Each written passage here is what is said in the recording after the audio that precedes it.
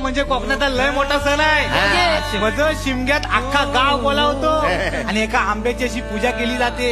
तर आंबा माड म्हणून असा तोडला जातो आणि नाचवत नाचवत माड घेऊन जातात. त्याच्यानंतर असा होम लागतो आणि त्या होमावरती अशी पालखी फिरत असते. आणि तुम्हाला सांगता त्या पालखीच्या मागणं नवीन लग्न केलेले नवरदेव असतात ना, तसं 5 राऊंड मारतात आणि होमात नारळ टाकतात. पद्धत आहे तशी आमच्याकडं. त्याच्यानंतर पालखी जाते सानेवर. मग सानेवरनं ती प्रत्येक वाडी घेत घरात फिरते. तिच्या मागणं खेळलं जातात. संकसूर बोलतो वाडीत ना. लय मजा असते माहितीये. तिला नाटक पण असतं, नमन असतं, दशावतारी नाटक पण ठेवतात.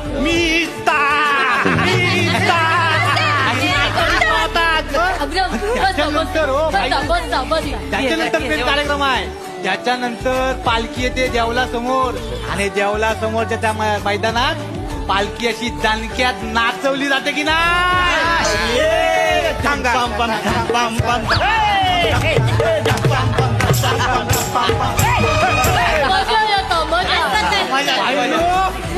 असा लाल मातीचा धुरला उडतो. आणि तुला सांगू, खास ना चाकरमानी मुंबईत शिमग्यासाठी गावात येतात. तेव्हा गावातल्या माणसांना, वाडीतल्या माणसांना लय भारी वाटतं. सगळे खुश होतात.